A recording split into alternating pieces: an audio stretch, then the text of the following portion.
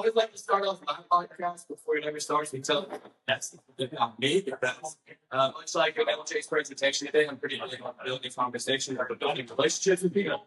And so I haven't gotten to meet the majority of you in person to really get to talk. Like I've known for a bit. Then here at Files Active, Craig mentioned down there at Joey D's not too long ago. But my name is John Velez, and I do host the Teleport Misfits podcast. Really, it's kind of gifted to me.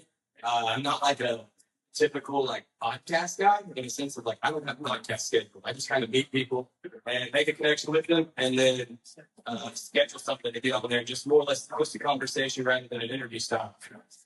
When I started in the fire service about 10 years ago, it was pretty typical, like your typical fire service stories. I kind of learned search in a sense of like holding on to the pant leg of the person in front of people, holding on to the wall throughout buildings. My first career fire job, that's what we did when we searched. Realistically speaking, we responded to a fire with like 6 guys, and searchers and afterthought. The rip bag went by the door, and we just kind of like handled business like we had to. I'm very fortunate now where I work. I work for the Longview Fire Department of East Texas, about 4 hours north here. And we send about 23 dudes to a fire. So we're smaller-ish now. We get to operate kind of like the big city.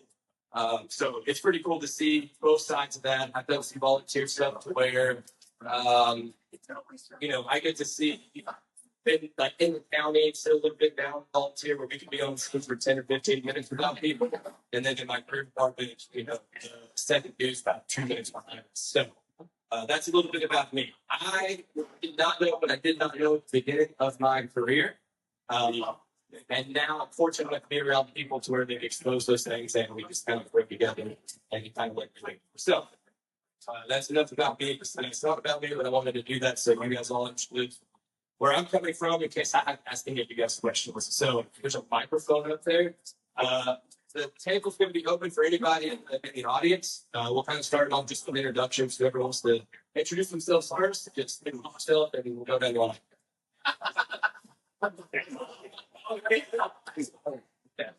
Josh Weber, full off our report. Dan Connell, from the College Farm, from the Catholic Jacksonville. Leroy Jenkins. I'm not here for a long time. I'm just here for a good time. Kevin Fluger, Flagler Fire Department. Nathan Biffs, Port Arthur Fire Department. James Lindbridge, Flatus Fire Department. Josh Reed, Rutherford County Fire Rescue Unit. Timothy McGowan, they called me Magoo, Annapolis Fire Department, North Carolina. Devin Craig, for South Montgomery County, the best fire department in the state of Texas. Well, sweet.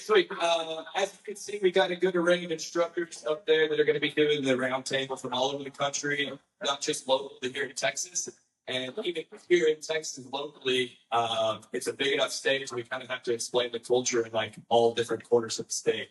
I went to West Texas once, and they could easily point out the fact that I was from East Texas. So if they can do that just by the way I talk, I imagine firefighting was pretty much the same.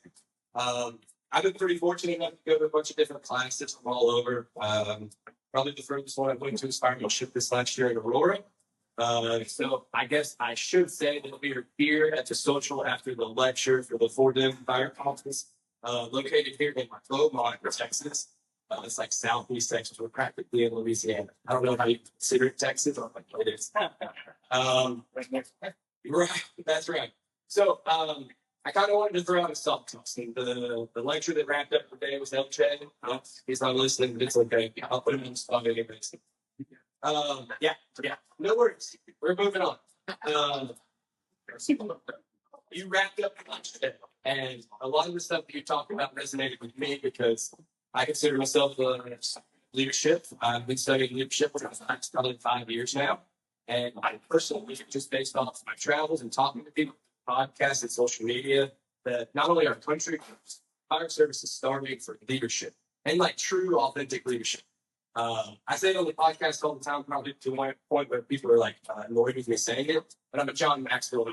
I love everything he teaches is biblically based, which I resonate with a lot. And he says that leadership is influence, nothing less, nothing more, it's just influence.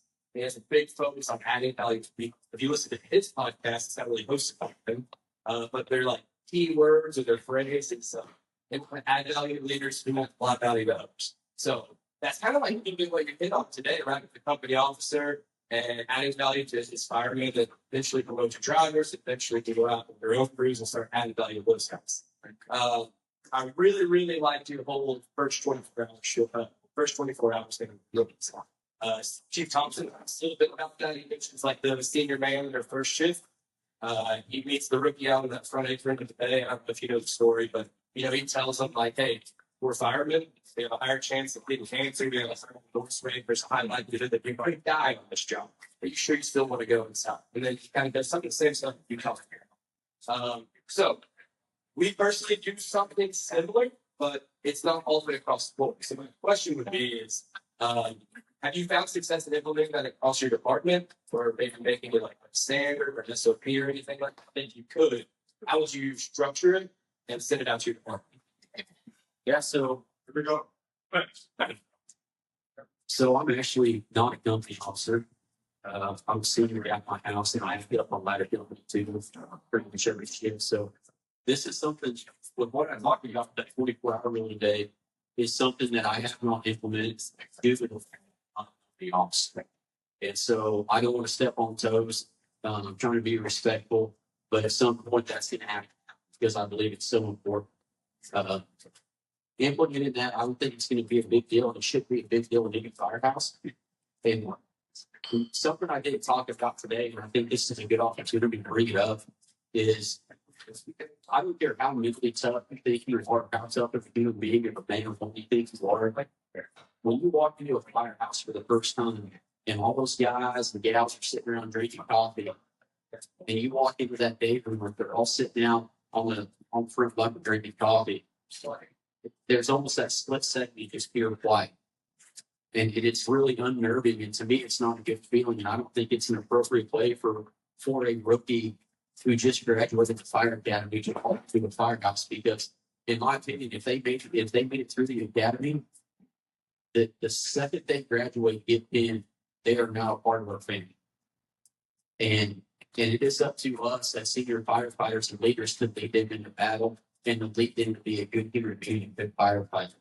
And so we need to be latching on to those people and bringing them in. So the first time they walk into the firehouse as an actual firefighter for our cities, they know we what they're part of us.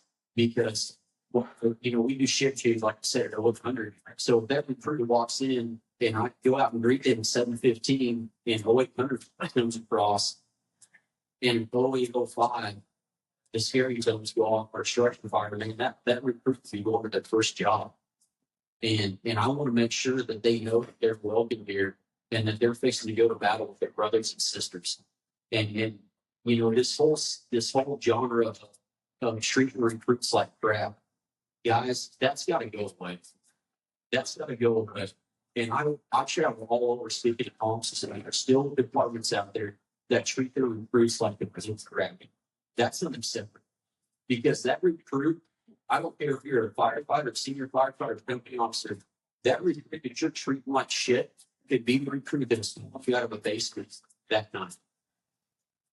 And so it is up to us to implement that, to make sure that they have a mentor on that ship, to get their mentorship program within your department organizations, and to make sure that those recruits know their department.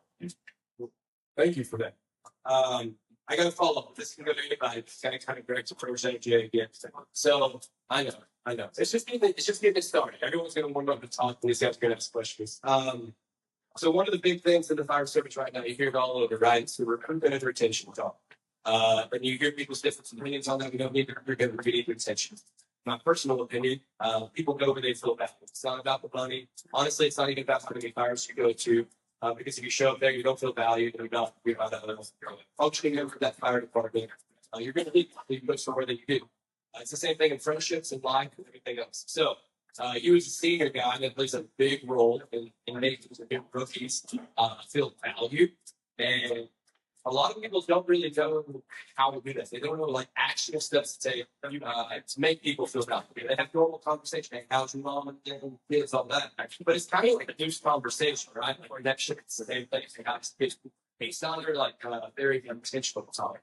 So you obviously talk about it and seem very knowledgeable about it. So the success that you found with really just showing people that you care about them and that they matter, that they hold value within you specifically, but that translates to your crew and then your fire department.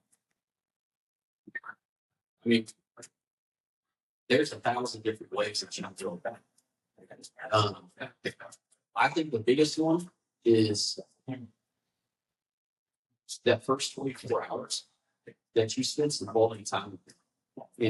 And whether we do it as a shift, if that's what you want to do, your person, that's up to you. But for me, I want to go spend some just one-on-one time.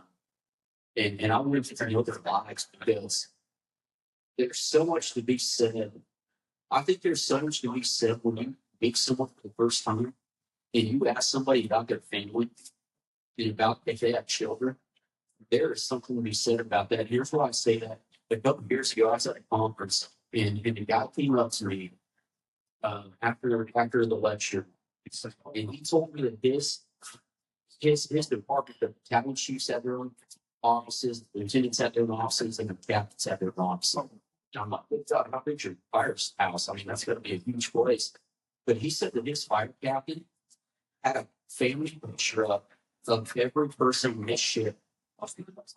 And above those memory pictures, there were words, these people are my responsibility.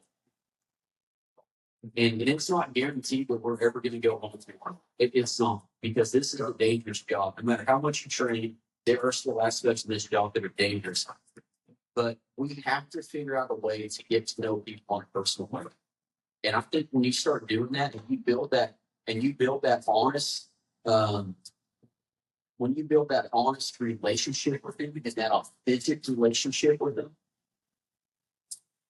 people see bullshit. I mean, it's true. People see through the bullshit. But if you're authentic and you're honest and you look at them and you say, hey, man, or hey, sister, I want you to know it is an honor to have you on this ship. And maybe I'm looking forward to training with you, going to jobs with you. I'm looking forward to getting better. Not even as a firefighter, as a human being. And I'm looking forward to going to jobs with you. And I'm looking forward to just training, just having fun and show up with how amazing this craft really is. And so on a personal level, if you could just go aside in the arrogance and the cockiness of what holds back this fire service so much and just be a personal human being long before being a firefighter, that's where you can break that ground and break the bread and just have fun with the new people. Thank you. So selfishly, I could probably have like 9 different individual podcasts with each of you, but that's not why we're here. So if anybody here in the tables or in the audience has a question, for any of the guys up there raising their hand, I'll ask them their question. It's not a big deal. I already kind of loaded up. Anybody? Anybody? No? All right, I'll move on. Y'all can get loose stuff. There's the waiters going around, the waiters going around, just leave you like order more beer or something. Let's see y'all like talk. Okay, James, I got some questions for you. You're an engine guy. I think I put you to you earlier today or yesterday. Yeah, maybe it was yesterday or today. I really enjoyed your fire response there on YouTube. So fire service, I don't know if it's everywhere, but it seems like specifically here, we're getting like significantly younger. We're getting guys straight out of the academy, at least 90 part, but we're traditionally, we're getting like laterals or transfers, something along those lines. We don't have the luxury of holding like month-long academies. It's typically like 2 to 3 weeks. So we spend one day on both. A lot of people spend like 2 weeks on it. When it comes to hoses and flowing and moving hose lines. If you had one day, let's just say an 8-hour day, what would you focus on the most when it comes to a brand new recruit out of the academy coming into your fire club? Yeah, so 8-hour day, that's obviously, that's a time, right? Like, there's not enough time to really know the context for why they're doing what they're doing. We have to get skill transfer exercises and executing that small time period. So assuming at that point you've covered masking up well, mindset, the gear, all that shit, that like the ancillary shit, right? Assuming we have that, that frees up time, right? If I didn't, if that haven't happened yet, that's where spending an hour on mass ups, an hour on drags. If I had fucking just 8 hours with somebody and those people are covered, like at least at an individual level, I know that if they see something, they're gonna go fucking grab it. That's why they exist. Engine, truck, squad, fucking ambulance, doesn't matter. And mass it up. Like, doesn't matter what we teach them if they don't ever get inside the building because they fucking take forever to mask it up. It's the point. So from that, as far as engine work specifics go, that is looking at your home system. Do you have a complex wave stretching of your line? Is it fucking where you're building with shit and that's how we do it? Or do you have something that's really simple that relatively works for your building, your area? Taking the most simple approach. I'm going to show them only 3 things at a time, right? Some sort of deployment, depending on what it is, that allows them to stretch line as they're walking up, and some sort of deployment that allows them to drop the drop point and stretch back from it. Have them drill that, lead on those something that allows them repetitive motion for a couple of hours. If when it comes to flowing and the flow mix, if I have a short period of time and I'm outnumbered by the students, I'm teaching them the back line all the time. If that becomes complex, it's 2 knees down on the ground, keeping a fucking feet out, right? Keeping the line open, 2 knees down or a lock off. To making a move. When it comes to making, obviously with that compressed timeline, you don't have the ability to go through thermal video and a ton of different context. So as you're building those skills, you have to tell them over and over again. Hey man, if you see smoke 50% of the doorway at going on a level and it's moving fast, oh no, I don't have a lot of time with you. If we go to a fire together with reference and you're hot and you don't like it and you're uncomfortable, I want you to open it. I want you to default to that being open. It's much easier for us as company officers and senior guys to pull somebody back and push them in. So with all of that, simple flow position, lock off or 2 knees down. Simple stretches. We don't have enough time to get to estimating the stretch. You're gonna have to pick all that up in the firehouse, right? Like that's up to your crews to pick up, you know, those times of like, hey, when I was on a job, I didn't open one, this happened, or I wish I would have opened it sooner, this is why. And you start digging with the words. Then you start throwing like the extra technical flurry on and then try to dial in that key, right? If depending on what the staffing of the last looks like. Right. Cool. I will still open it up after every question. You don't have a question. Nobody. No else. I'll move on to this. We already had this conversation, so it's easy. My reality are 3-man engine companies. I feel like that's the majority of the state of Texas, with maybe the exception of a few of the bigger cities or some like even the counties that kind of start as the corporate 4-man. Much like Powell talks about in his presentation about stacking units, it's kind of what we do. That's what we're calling with. We talked about pitch points in the presentation yesterday or last night. Can you just give like an overview of that? Pitch points, hose management, the amount of people it takes if we have more than, say 3 pitch points or whatever the case may be. Right. So, being how was talking about this presentation, like, we're seeing the same language in last 2 kids. Which is good if we're all on the same page. So for a typical 3-person engine company, that means that somebody's going to have to pump the rig, right? Unless we get Western and we're ghost pumping, do the potential victim strap, whatever, or that's just shit to do that. I don't know.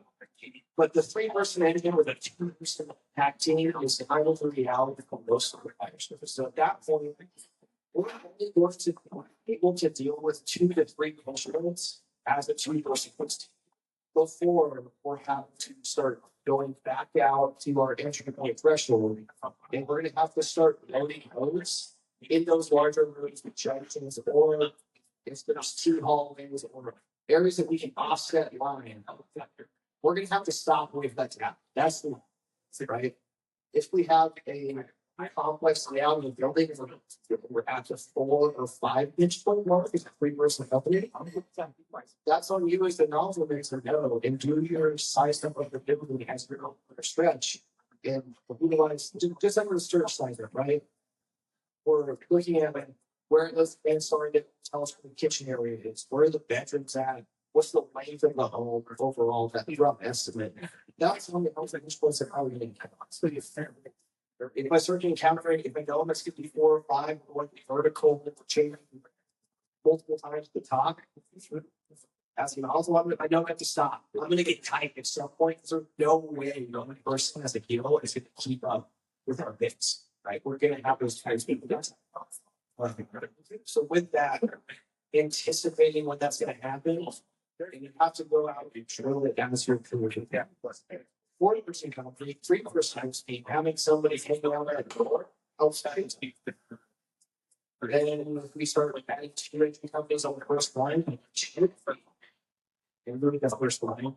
Then we start bumping up to every else line or same with your question. Cool. Anybody got anything out there? Anybody just give one ask question? I want to keep asking them because I want to go on. It's like more of an opportunity for you guys to ask questions to the instructors that you're going to be learning from for the rest of the weekend, rather than just stay up here, which I can do. It's no big deal, but I want to give you all the opportunity to get part. No, I have a question. okay. It's for everybody. This from this side of the table. When somebody says look professional, what does that mean to you? Like a sheep or something. When they say, I want you guys to look professional. What is your like how do you meet that standard and what is that mean? Every single one of you like yourself. Someone grab you. Yeah. I guess it just depends on context. Are we talking about performance or are we talking uniform wise, just like physically looking good in your uniforms, or are we talking about how you perform? They use the look professional. Well, I think we can do that in a couple different ways. We're talking about uniform standards and how we dress. I mean, obviously, you're going to follow the department SOP and we'll follow it. But if you're talking about a performance standard or what they imagine a firefighter looks like with the professional, I think the firefighter is moving quickly on fire, knows how to operate his equipment, knows how to stretch himself efficiently. Understands if you're a driver, you understand how to operate the home. But if you're on that search, you're quickly moving to get inside that building, you're doing your forcible entry, you're masking up quickly. I think it's more about the vision that the community sees when they look at you. Are you stepping off the rig, walking to the pump panel, grabbing your hose, and slowly kind of just meandering going to the front door, or are you really moving with the purpose and showing that about what you're allowed to do. So I think looking professional to be deciphered in a couple different ways, but it's gonna be it should be about how quickly we move on the fire to get toward our goal. If a chief officer said that you probably Give them the mic. Real quick, I just had a guy over in LA tell me, if you're gonna be professional in everything you do. So that goes from everything down, how you look, how you act on duty, off duty, everything you're doing. If you're gonna be professional at it all. So the big thing is, whenever we're talking about act or look or being professional, I wish with all my heart that it was about. I really do. In the grand scheme of things, whenever a chief tells you to look professional, it's probably t-shirt was untouched or something minor. Not a cheap table. And while looking professional as far as everything the film goes, I find probably like you don't want to look like a faggot. But at the same point in time, it's not stressful. It's like the actual performance of things. I feel like in the grand scheme of the fire service, I'm blessed with our work. Everyone cares more about performance in that aspect. But across the fire service in general, I see a lot more emphasis on art rather than the actual performance. You'll get written up incredibly fast over having your t-shirt on or wearing a unauthorized hat or a unauthorized hoodie.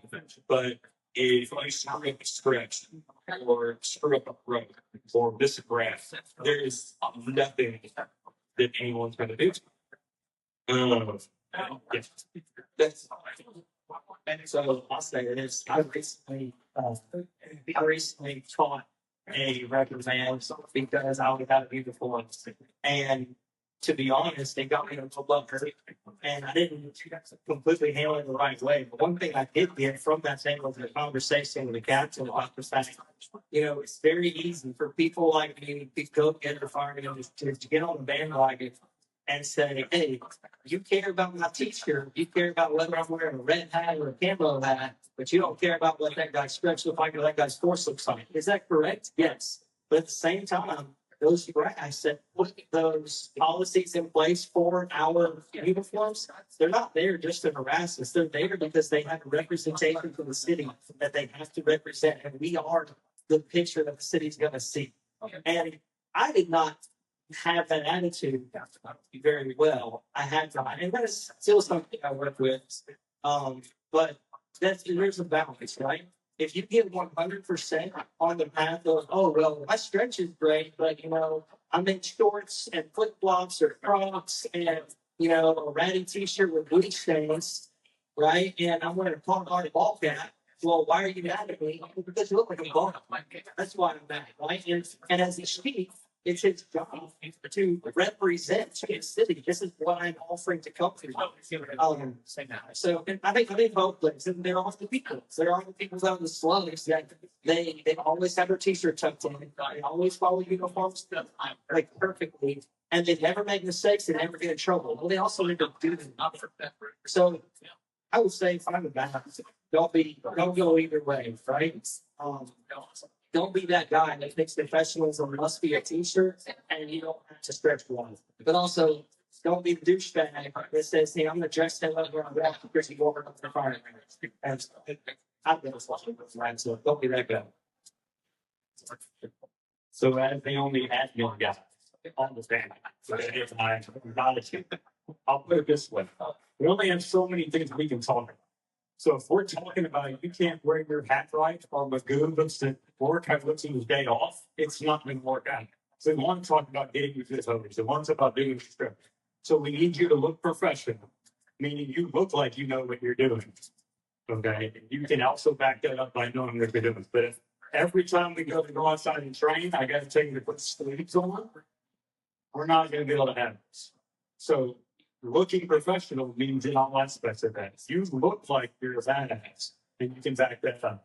Fantastic. If the chief wants you to wear a certain hat, wear the damn hat. Okay. And remember too, as company officers, the bugles that you have in your column come from the fire team. He takes one off to get them to you, to your head representation. So and especially in Texas, we make a good amount of money and we have a good relationship with the environment we're in. So people are expecting big things of us. So while we would love for going up performance, we also have to wear sleeves and not have molds. Okay. All right. So it's in all aspects of how you do it. And part of that is also coming to training and back in there with that. For the record, my haircut is a bit policy. Thank you very much. One thing you just said that actually made me think about, it's very hard for your chief, and my chiefs are going to see me saying this and say, "Pot going to get a black." But it's accurate. And I had a captain make me realize it. It's hard for your chief to go to your city council and say, my guys deserve a 7% raise. That city council member saw you walk up with flip flops when he's taking it. Makes it tough to find. To make it clear, I'm not saying go out to public with flip flops. With that said, some of the way I present is, yeah, do not wear sleeves, look presentable. So please. Yes, but also back that up with performance. And we have to find a happy medium between that. Whenever someone cares so much about uniform policies that they forget about performance, just find there is a middle line to be found. One tiny thing. Remember, most people see you at the grocery store, and they do see you stretched in huddles. So that makes a big difference in us. It was obviously a really good question. Didn't you guys play like high school football? Yeah. In state of Texas, I know very good. Yeah. My coach was huge. It's always like when you were paying for like English could be playing at times today. He didn't care about like injuries and stuff like that. We all dress the same socks and everything like that. It's a great question. All right. Anybody else? Any audience from the panel? Y'all got questions? Anybody? Okay, come on. You got one? All right, here we go. Just say your name, then we tell you. Well, my name's Jacob. I also know that all night. But we talked a lot about culture today. I feel like most people that are here, it's pretty much you got to go say take about culture, right? They know the value on the smooth ones and they can find. So I'm gonna shift moving to attack this split. So Kyle today was talking about the appropriate line selection based on what we have burned, right? They started talking about the things. So yeah, approximately 1,500 square foot, right? Other rule of thumb is we use inch and 3/4 for rooms, 2.5 for floors, and we start using the deck up into right? So my question is, and you can take this in context of the nasty T word, transitional attack. What place does the deck line have on residential structures for resetting, extinguishment, or whatever? Now, I want to ask this because you start looking at, I think it's a study out of North Korea or South Korea, so South Korea, they did a video example where they decked on, basically an apartment. And you see the steam conversion, you see those hot gases, they get all the way across the apartment and out the front door where you have firefighting. Firefighters can be fine, right? They're wearing their gear, it's probably not going to hurt them. But we're adopting this mindset of we have victims throughout the building, throughout the structure. So there's a lot of situations where you can dump that deck gun into a room to get the high steam conversion. We know we're not pushing fire, but we are pushing hot steam, and we are pushing hot temperatures throughout that structure where it potentially gets someone else. So this for me, being a new guy, trying to get understanding and get my head around some of these topics. When do you all go to people deck them? When is it appropriate? When is it not? Any guidance on that would be great. Not sure all of this guys up there. Talking about This one mainly gives me a fucking coronary, but so here's the fucking deal with that, right? So one, you have to make sure a residential structure is fine. Probably ask this question. We can't do the branch house for things, so I can't see the picture, right? So I'll just give you an example in my mind where I see it misused. You have a well-developed single-story home. Now you're asking, somebody said, well, let's do the fucking deck. There's a lot of fire in there, right? I don't know if you caught it in Kyle's presentation. Getting at it with the video of the 2.5 not really working well. GPM is absolutely important, right? We have to overcome this usually straight with a water. But water basically is 90% of the fucking game. So we roll up single-story residence. We are now asking the deck gun to go very low grade. So we're now going to be using water mapping to our advantage for water. So we're going to be burning some water at that point, right? So at a minimum, we're flowing 500 gallons a minute. So roughly 60 seconds burning is everything, right? How much of that water is actually being effective? And what is our rate of regrowth at that point? If we dump our tank and we're back to square one because we locked down some showy fire, we've done no good. The other risk that we run into that going to tackle with the residential setting is we also run the risk of taking down the structure itself. So now we're adding parts of void spaces for fire to travel. We could be compromising the structural integrity, which that could have been our searchable space, right? We could have notched fire back in some of those areas with a hand line to protect that one room that we could search. And now we are becoming risk compromising the actual structure with that. So with that being said, my personal method of utilizing background on the residential settings is very. If it's if there's like a deal where it's a 20-minute response time, that fucker has been burning. We have standing the stone for that whole 20 minutes, and it's a pile of shit by the time we get there. That maybe to protect the other exposures, that's a maybe. But also, like our organization, we don't declare fully involved on initial writing. We don't. We can't declare fully involved or defensive until we get out to the 360. So a deck attack for us is just it's not in our cards because the return on investment is so low. And we're not protecting the server. We're not able to replace that percentage of water, right? We have to get out and assess their exposure before now. Do we have those fires in our mind? Yes, fucking dead. Sure. Right? Multiple things burning, multiple structures, maybe there, substantial elevation, like on a conventional, I know that's something was talked about. But for me, my threshold where I live in the backyard world is slipping non-existent. Just like when you see, I show on Instagram while it was a garage fire. I'm just like, I'm just here for fucking deck out. Like, it's a garage fire. Yes, something.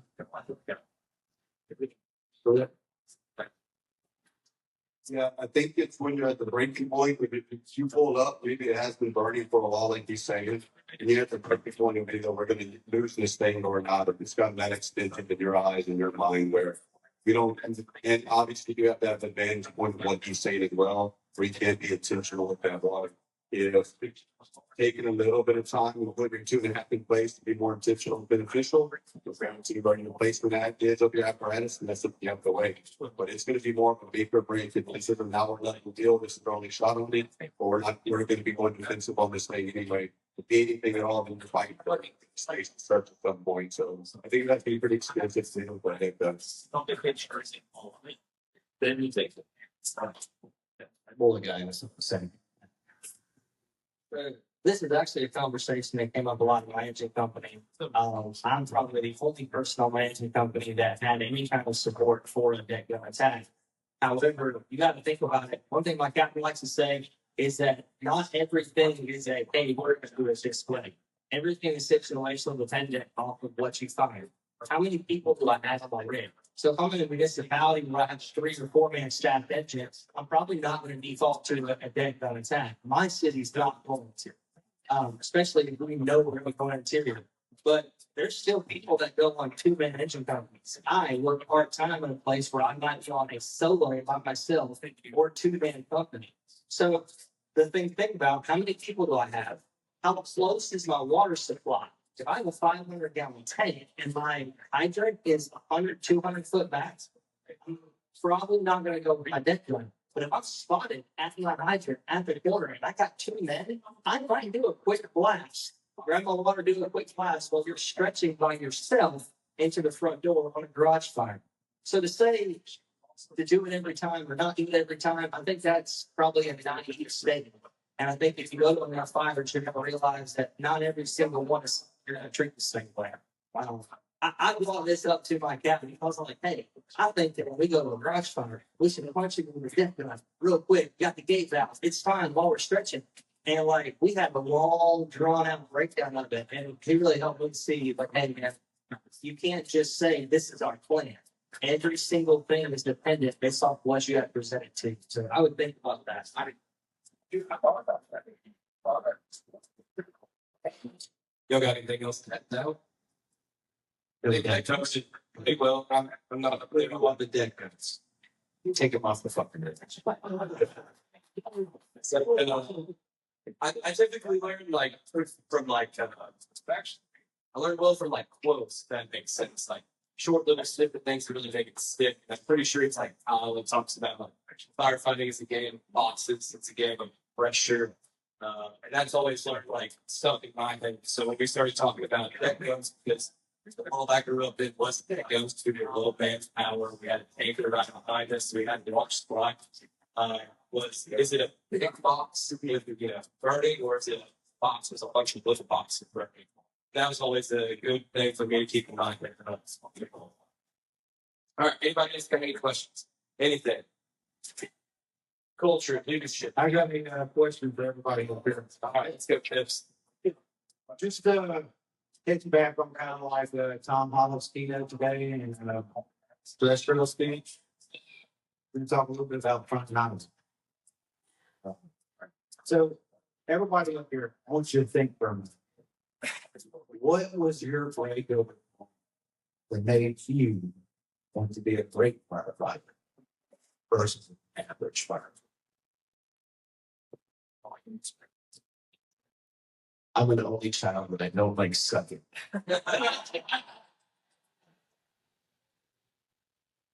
I'll say. Two things on that. One, if you say you're a great firefighter, it's like saying you're the most humble. Okay, you're full of shit. The reason I decided I needed to get better was because I went 1,000 miles away and realized I was a piece of shit, and I thought I was really, really good. And if you get outside your bubble because you think you know everything because you're in your bubble, once you get out of it, you realize you're clueless. I've lived in Texas my whole life, born here, raised here, or whatnot. I went a little way down the road and they had these weird fucking things called basements. Okay, I'm done now. I'm how you do. All right, you don't go down there. Okay, this is different. All right, so if you can open your brain up to the acceptance that you're not very good, and then tell them that, hey, look, I don't know everything. There's a very good speech that Benjamin Martin does where he has you draw a circle. Draw a circle. In that circle is everything in the world, from mathematics to geology to firefighting. Draw in how much you know. And if you're humble, you'll draw a dot. If you're the greatest fireman ever, you cover it. But you realize if you don't know shit, all right, and everybody in the room, in your fire station knows something better than you do, you need to go find that person. They didn't get picked in an ass. I know that's pretty much exactly what happened to me. I started as a volunteer. We had the opportunity. We were one of the only select few volunteer fire departments in the area that we did our own recruiting back.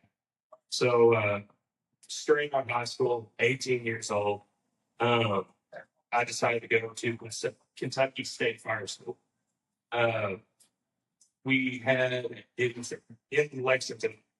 We had 2 dorms at Gresham University, and Arthur Ashley, Mike Torres, all of the truck and talk guys were teaching. And I quickly realized that there was so much that I did not know. And from that point forward, it was like I was eager for information. I just wanted to get better. And I found that it's either life events that kind of changes people's outlook on the fire service and makes them want to get better, or it's going to a training that kind of sparks that fire. I'll keep a serious one to it. So, no, just to echo on that, I think once you find out the shit that you don't know, that scares you. And then once you start to discover that you are only given 1/8 of the page of the book of what you should know, that also scares you. And that drives you forward. And then I think you start to go down the rabbit hole, right? It's like once you get a little bit of a taste, feel a bump, you're like, fucking do that shit. And you keep going, you don't stop, right? This is like, no, once you get that taste, like for me, right, it was literally, I looked at a fucking the ISTA like pumper operator manual, and it had like your standard pump chart. They had a chart that showed the different flows you could get out of a streetboard nozzle. Just on ISTA, I knew nothing about low pressure systems, what that entailed, what like nothing. I just saw the numbers. I'm like, wait a minute. At 1560, you can get 185 gallons a minute. Why don't we do it? That makes way more fucking sense, right? Like if you can't get what the fuck. So then I asked the question. Well, I'm a 7 8 like that. But like, so once you ask the question, it's like we're in high pressure fog nozzles and we're pumping to like 120 gallons a minute, maybe 100. And you ask the question, my response was from my captain was like, well, that's an FDNY thing. They go in and they fight fire differently than we do. They have to push it out of the building that have sweep runs. So then like, I don't think that answer is good enough. I'm not sure. I don't have any to test that information. So then I started just Googling spoonboard. And then I'm fucking printing article after article, highlighting every line, everything that fucking just like points out to every line was through every lack of information about I've experienced. And the next thing I do, I realized that all the articles I printed off had the same name. And they're all in forensic articles. And I have them over there. Print on the station on my fucking computer. And I'm like, what the fuck? Like, what the fuck? I don't care about this shit. This is written in the fucking 90s. It's 2009 right now. What the fuck is going on? Then go to Aaron Field's class. Is there anyone here taking off the board? Everybody? Yeah. When I get a little bit punchy with the face, that's that. Right? Like, fuck you. You suck. You've been doing it wrong the whole time. Fuck you. Right? So then that, I said, no.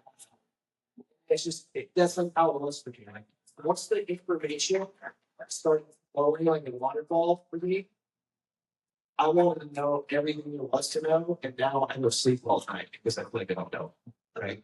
I literally have a fucking journal next to my bed because I think about, oh shit, what if that fucking over? I don't know if there. Like I have to get that shit out, and I'm really thinking too much. So that's one thing I was like, didn't get rid of it.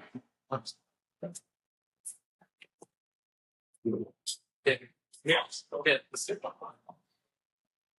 Bring your coffee. Get your phone.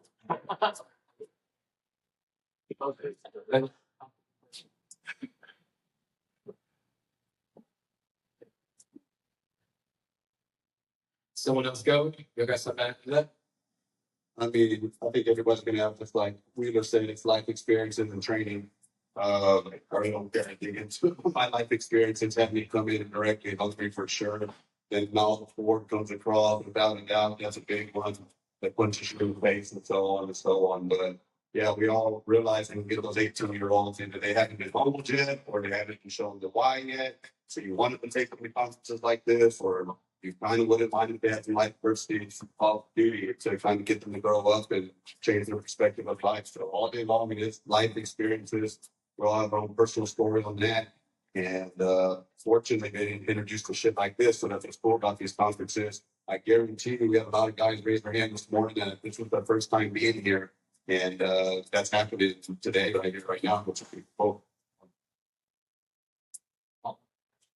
Pipe it up. They are.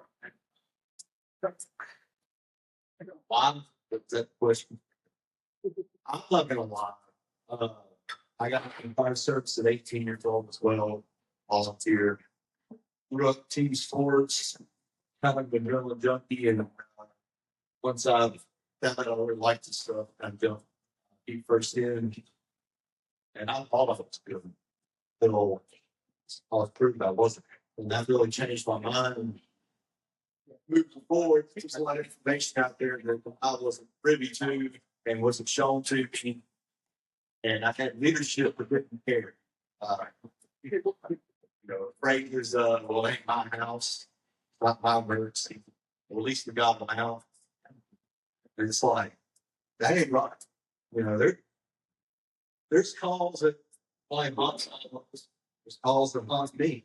And it's like, that's nobody's fault. So I stopped relying on my program. Which I stopped the line of my chief officer.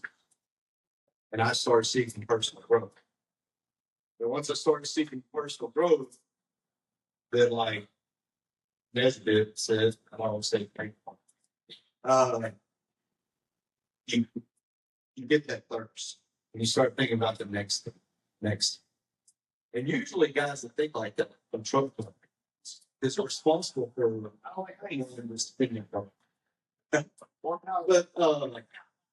no, that's the thing, you know. Once you get hit them out, you got to come with a different plan. And luckily, I had some people kind of open some doors for me and show me some things that I wasn't aware of. I haven't stopped since then.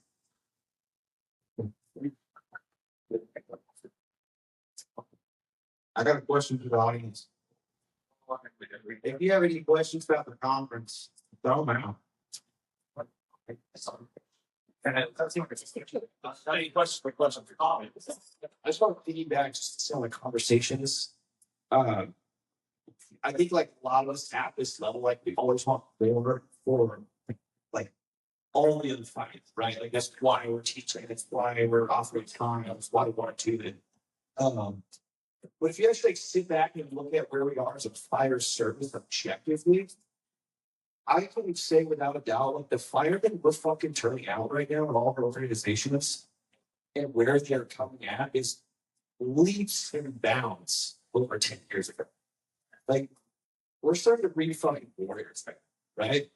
Like the bottom is looking really good in the fire service. The top starting to look a little bit better, but like a little bit more time, and we're gonna start really full of shit, right? So, I think with like all of our stories, always being hungry and like wanting to keep pushing in well, I think it does behoove anybody who's like on that same path, right? It behooves you to also look at like what's following you right now, right? We're talking about fucking, yeah, man, I want you to go in that window, and if this shit's good, keep fucking going, right? Like I'm telling somebody who's like never done this shit before that, and that's the government standard now. So we're reading like the fire service is fucking winning right now, and that's super fucking good to see. That's go ahead. Any question? So, talk loud. I got that, no problem. So I wish I'd have known about what was happening this weekend. Guys are in Berkeley are all laughing because they know what's about to happen. I've been on the job 24 years. I got on the job when I was 19. And the comment about these younger guys that are coming in, the problem is they're weak. The problem is our leadership as a whole has become weak. So us guys that are in the middle, right? So let me tell you something. I spent 20 years on the back of a fire truck. And then I'm promoted to driver engineer. Okay. Somebody on that front row can sit there and tell you right now, his comment years ago was every new driver that comes into this fire department needs to work with big things. My line working. Because I'd have these new guys come on to me on my engine. At my job, I've been riding the back of an engine for a long time, and I had new guys come in. Well, they were riding the seat, right? And they, well, what do you think I should do? You took the test, right? Now, always kept it to a point of as long as no one got hurt. Now, if somebody was in the line gets hurt, I draw the line and I make the decisions. Okay. The problem we have nowadays is we have a weak group of men coming into this line of work. And we have lost not just this professionalism, but we've also lost teaching guys how to fight fires. Okay. When I went in at 19 years old, 20 plus years ago, I had old guys smoking cigarettes out the front door, shoving lines in, going, "Hey, you got it." Okay. There was no 282 out. It was like, okay, right? We've got to get back. And I know I'm not part of this, and I just have to be here tonight. My wife said, whatever. Anyway, it's this. It's fine. So it's all blaming on Bert being pastor. As long as I blame on Bert being pastor, then they'll be like, she'll be like, "Oh, well, that's over there. That's okay." That's fine, right? So the deal is that we've got to get back to teaching what fighting fire is all about. Okay? No matter if it's different college drills, this and that, hands on, fighting fire. Okay. Everybody knows the whole, I'm not going to get into this EMS crowd that takes over our job. That's a whole nother shit itself, right? But everybody's probably agree with you. But the hands-on, what we do, serve the community, the fighting fire and everything like that. Everybody needs to tell everybody, nut up or get out. That's the problem. So this kind of wraps back around what LJ was talking about earlier with new guys. And I was listening to what you said, LJ. I had a very close to similar perspective, but a little different. So first of all, thank you for like the time you put in. I don't know who you are. No, that's but I not. respect That's it. I know that's like that. Honestly, I get it. All I know is like it. So I was lucky enough about 6 months ago to begin a brand new guy, green as hell, early 20s, didn't know anything. Very first day on, with his stamp of approval, didn't know how to catch a hydrant. So do I sit here and beat up my new guy because, hey, you've learned this, or do I take the time to teach him how to do it? And I think that's the thing that we have, finding that balance between the two. Number one, do you need to know how to nut up? Yes, I agree with that. But if that 19, 20-year-old say never had a mom or a dad to teach him how to nut up, how can I expect him to walk in the front door and know how to nut up? He doesn't know how. So I think teaching in the firehouse is gone away. I agree. Okay, so I think we have done two things in the fire service. We have the group of people that they get their rocks off. Is that okay to say on this? Yeah. They get their rocks off by bullying new guys so that they feel like they know what they're doing just because their new guy doesn't. But at the exact same time, we get guys in the fire service that want to pack the new guys on the bottom and not make them feel good. And there's middle ground that needs to be had. there has to be, because and you can ask Berkeley and guys for their vote. I have new guys that want to learn the job. We teach them. You have to teach them. I cannot blame an 18, 19-year-old kid that comes in on the job and doesn't know what to do. I'm not going to sit there and bully a kid that doesn't know what you're not doing because they've never been taught. Yes, we went through TCFP or we went through this snag. You come out of the academy. When I came out of the academy, and this is the problem I have with that is when I came out of the academy, I literally got sworn in on Monday, went on the job Wednesday, and I was expected to know everything.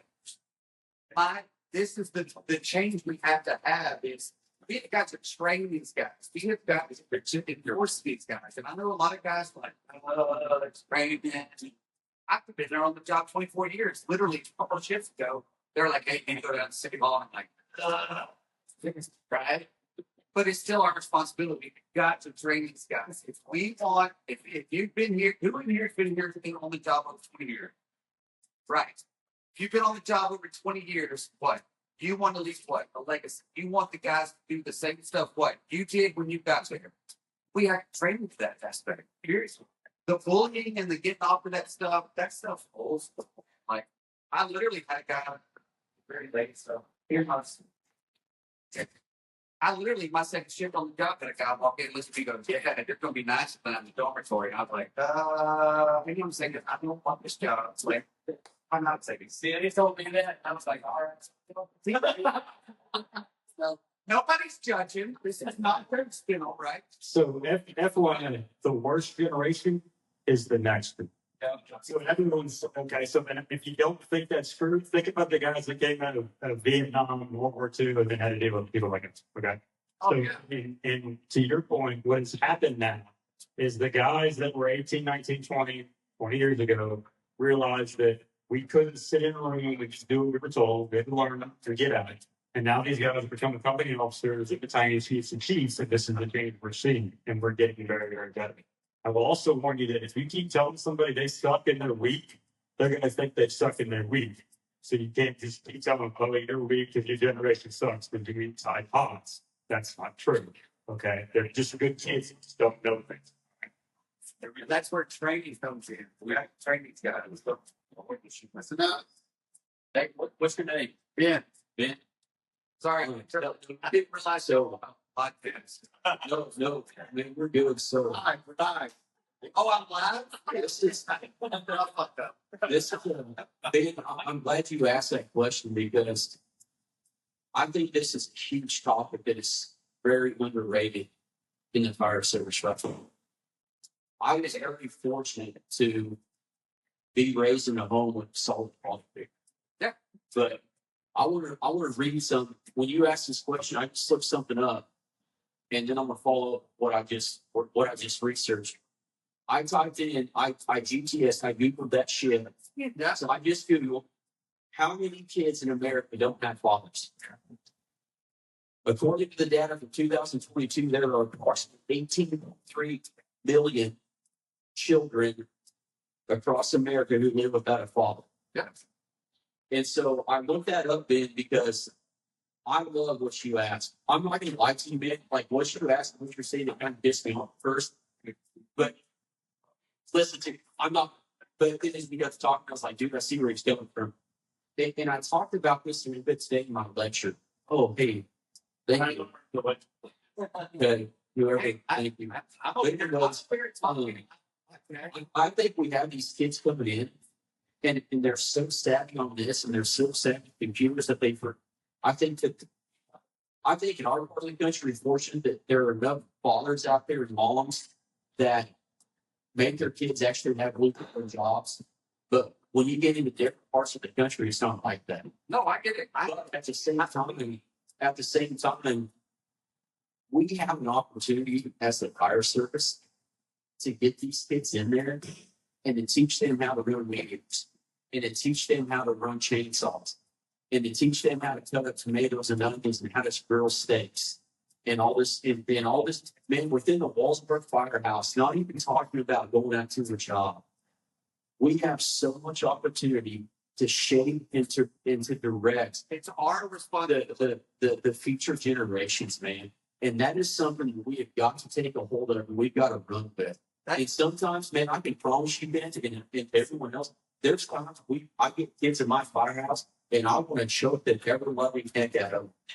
But you know what? I can't do that because as a senior man and someone who loves the next generation, I love kids, man, we've got to teach them how to have grit. We've got to teach them that discipline is an important factor. And it's our job, and it's an opportunity for us as a fire service to raise these young kids into good men that have grit and have discipline.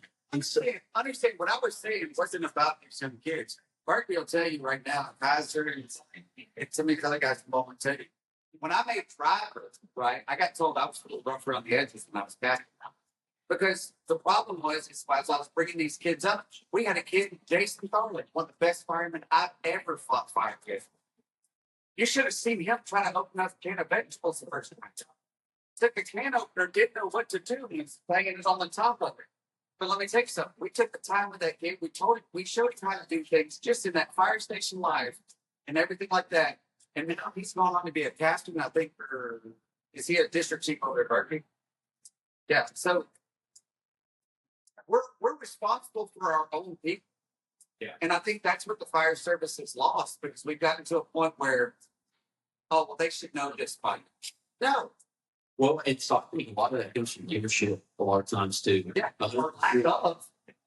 Yeah, exactly. That's what I was going. And a lot of that comes from lack of leadership, 100%. But man, we have such an opportunity, and we can get these kids. I call them kids. I'm 42 years old, and so we can get these kids, and if we can have some. Like, I want to finish up and be in the mic. I look at these kids when I get into the firehouse, like coaching kids in baseball. I love coaching baseball. It's a 50-50 balance of love and tough love. And there's those times where you have to have that tough love with these kids. And it's not easy sometimes with them. But it's also and then there's 50% of the time that you just have to love them. Like just genuinely love them.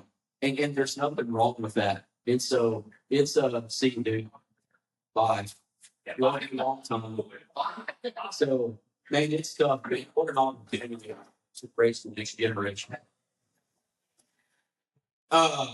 Yeah. Just to throw something out there towards that subject. One of the guys that I looked at, he got this fun to be I got to get that series from Jeremy Dodge. He's not a good trainer. He does a program called Bridging the Gap. It's called Preserving the Traditions of the Next Generation. It's all about exactly what we're talking about. It's phenomenal. Kind of some of that mindset's kind of like much. New kids, they learn differently than we did. I'm a little different. I was raised by probably some of the generation and some of the more, and I'll put air quotes around it. And I'll call you guys old, older guys were raised by. So but I was grew up with guys that like from my generation. So I kind of get both sides. There's one other thing I want to talk about before we close it out. I know this is super long-winded, but it's something that I felt that to talk about because it's just happened in the fire service, specifically here in the state of Texas, within the last couple of weeks. And I can talk about it because I was personally affected by it. And I know it's been an issue within the fire service. I have a couple guys up there that I really hope will take the time to talk about it, but if not, it's okay. A couple of weeks ago, there were 3 firefighters in the state of Texas in a period of 7 days to take their own lives. One of my friends, his name is Corey Flores. He worked for about 5 years with the Cedar Park Fire Department in Austin, right outside Austin. I know a couple of you guys don't name drop the other ones. I don't know if you're comfortable with it, but you guys probably know what I'm talking about. They did the same thing. One of them was Dallas Fire. The other one was another somewhat local guy here.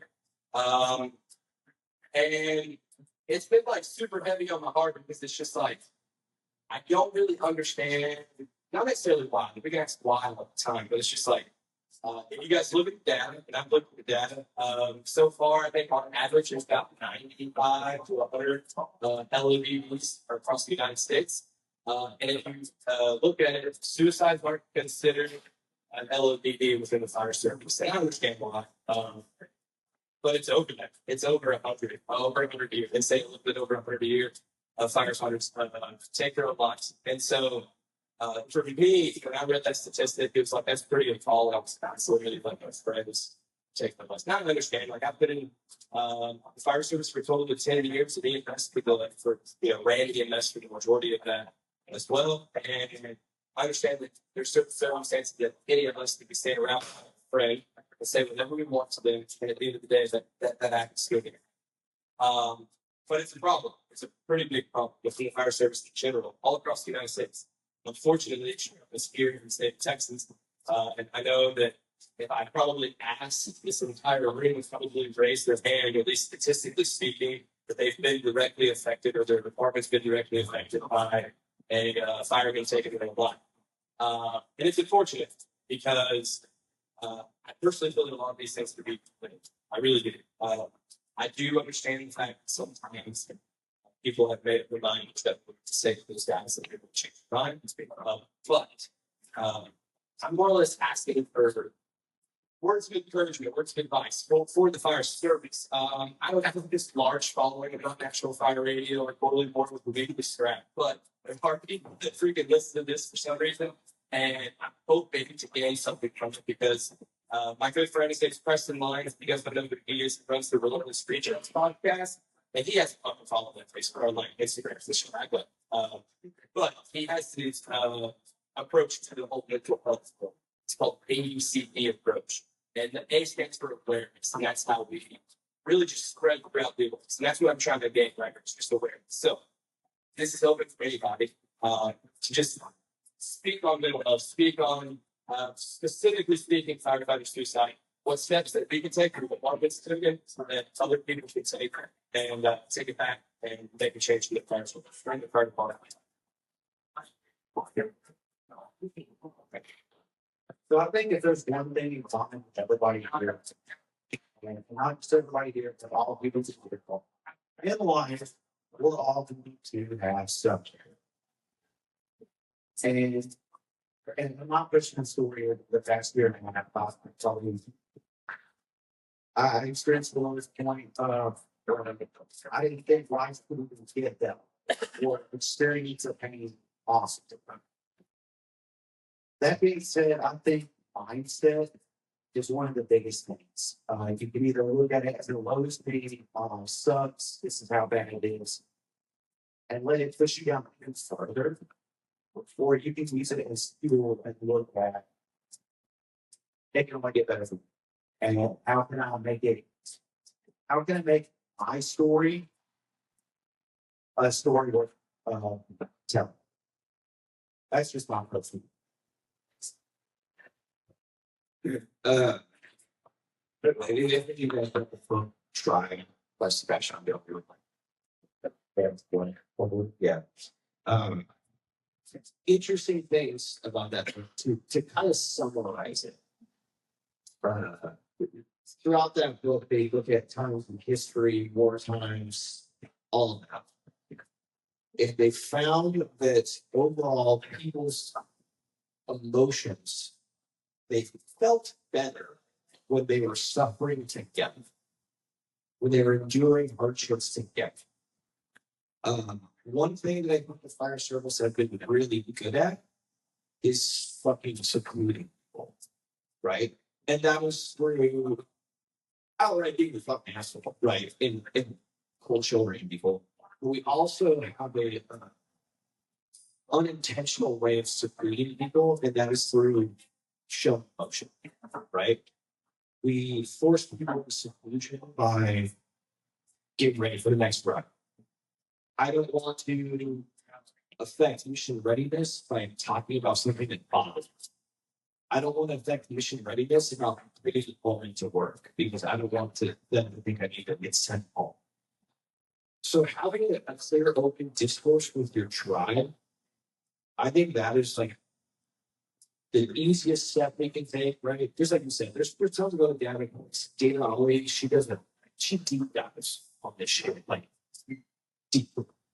But how we treat each other, I think that drives us to a new low over the trauma we endured. How strong our tribe is will affect how we process that trauma. If you guys listen to the Sean Ryan show at all, is anyone in the military previously? Okay. Anyone in special forces? I don't want to be a slight for I was not. They wouldn't let me even talk about it. So, but one common thing that you hear with the guys that go to Delta is as soon as they make it through their training and they walk up through the door and they start doing the last kind of phase and they're signing their team, everything changes for them. They start getting talked to like human beings again, and they focus on the basics and they have their tribe. And they don't use the rank structure when they talk to each other. They use their first names. And that operational group in the military probably produces some of the highest performers like in our fucking nation. So there's some things to take away from that. Besides like the bravado, like we see fucking David Goggins running 47 miles barefoot and shit. But like that shit's cool, you know. But there's also those dudes that do that job that they just fucking talk to each other like human beings and they build a strong tribe, and that's how they're able to endure the mission base that they do and walk out of it. So with all of that, I would say that really think about how you're treating each other and be fucking family in the firehouse, right? You guys have to fucking talk to each other in the kitchen table. Download all the fucking shit. Like if you're not okay and someone says, hey man, how's everything going? And you just get fucking things are great. And you're going through divorce at home and you're fucking negative in the bank account and you've been drinking every day of life. Tell them to fucking do that and you're not fucking good. I'm good to be at work, but I'm not good. Right? Have those conversations. The more we do that, the more we open that discourse up, that's how we start preventing suicide. Because now I have someone else to lean on. We're listening to each other. Even talking like our peer support people, like that's a process that feels fucking weird. I don't work with this group of peer support people. I'd rather fucking download on the edgy fucking captain who has a smoking problem that everyone thinks is me, right? That's how you build relationships, is by being transparent with each other. And that's what helps us survive. So something for the getting young people. So we found that we're going to go to the kitchen table. The old thing was you need to talk to everybody. Well, now everybody gets their phone. So now we tell people, hey, put the phones away. That's not going to work. Okay, we tried that. We found the opposite. Hey, the three young guys on my station don't text each other all day long. They Snapchat. I like that. We'll Snapchat. Okay, I'm fucking old, so we want to figure it out. And now we're talking to them. So now we're getting involved in that. Okay. And then they found, the CISM people told us this. When we have events that happen and CISM comes in, they don't want us to go home. You're with a family, you're together. If we send you home, now you're by yourself, or you're going home to your wife and kids who's wondering what the fuck you're doing home early, and gotta deal with that. So that family is where that comes into that. The thing I will tell you, and a lot of us know a very good group that helps people out of Georgia from next room. What instead gives out calls. 24-hour phone number, these other services exact same thing. But the cool thing about having one of those cars is it's not for you. I took the car and I put it on my refrigerator, only because I was afraid I would lose it. And then one day, like home, and over about 3 hours, we talked. And I hung up and I told my wife, I said, Blake called me. And she smiled. Because my wife saw it and she called for me.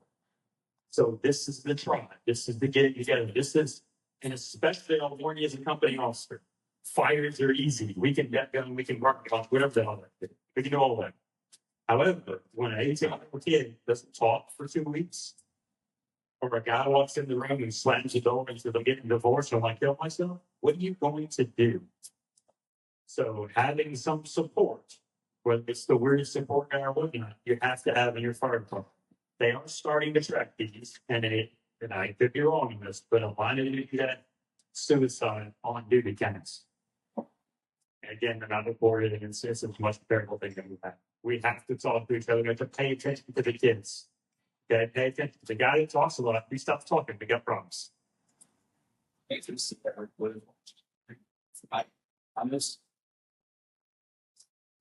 missed this question, but I know this go on so and I want to be like Leslie fucking with the customer.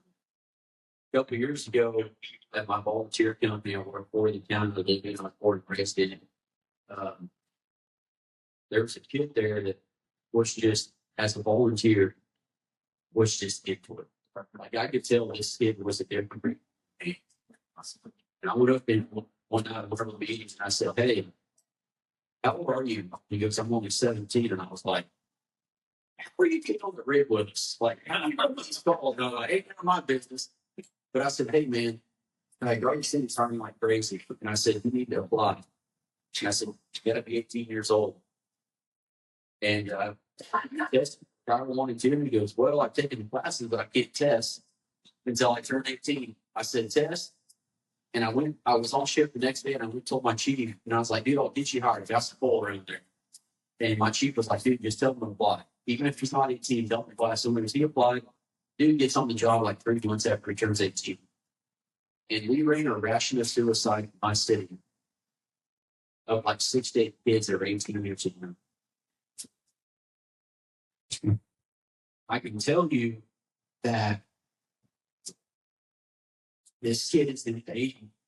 And I can tell you that him seeing that absolutely destroyed him. So one of the last suicides that we ran was down in the riverbed. And there was 2 kids and they were going to commit suicide together. One kid did it, and then his other friend was like, I ain't doing this. Later on a medical call, I found out that this one kid was a month older than my son. And I will tell you that absolutely destroyed his dad. And so here I'm building, and I'm building this kid who committed suicide. He was a month older than my kid, my own son. And somehow, probably through Snapchat or probably through social media, my son found out about it and I had no clue he knew. Like I was not going to say a word to him because I just didn't feel comfortable. And so I get home from shit, and this was the last one, thank God. So I dealt with Abe, and I can tell that Abe was off. He's 18 years old. I get Abe through this deal because Abe shut down. Like he's a talkative kid. He's really mature for his age. He's a lot of fun to be around. He's become a little brother to me. He's become a big brother to my son. They're like 3 years apart. They go duck hunting and do some best nut together. And I mean, it's a crazy relationship how all this really turned out.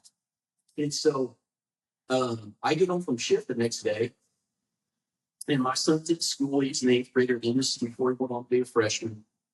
And he gets home from, I don't even remember what, I think he'd have been in track practice things. This was in the springtime. And he gets home and like, I'm just really quiet. I'm not saying much and everything. And my son's been to the you weren't there today. I think everybody was. It's here in Porter. He's 15 and he's really mature for his age. And we had dinner and everything. And you know, I went to kiss my kid or hug my kids goodnight and tell them I love them and all the good stuff. And Porter just comes up to me, well, she's a hugger anyways. Like my daughter, she doesn't hug you. But my son, he'll hug every time he walks by me in the house, he loves me. I should say, I freaking love that stuff. But he comes up and I was like, hey, big man, you get out. I said, I just want you to know you're blessed and I just love you, kid. And God, then he just, I mean, just very like never loved shit at me. And I'm like, okay. And it's, you know, at 15 years old, you know, my son, he goes, Dad, he goes, I'm sorry to do it with my son. You know, I'm like, what are you talking about, son? He goes, I know about that kid who committed suicide when he was a month old. And I can tell you that for my son to come up and wrap his arms around me and tell me that, and his final words when he goes, Dad, he goes, I want you to know I love you. Let's do it again. And so for me, that was a closure to that situation. But it never, there's times it never gets easy, but there's times it does. And I think that we just have to rely on our tribe and we have to rely on people. And I think as men in the fire service, we try to be so strong that we forget that actually strong men go and ask for help.